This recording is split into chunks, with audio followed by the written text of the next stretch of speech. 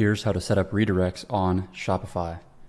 First, go to your Shopify admin panel, then click Content in the sidebar, go to Menus, click the URL Redirects button in the top right, it's kind of hidden away. Create URL redirect, and let's say we want to redirect from /shirts.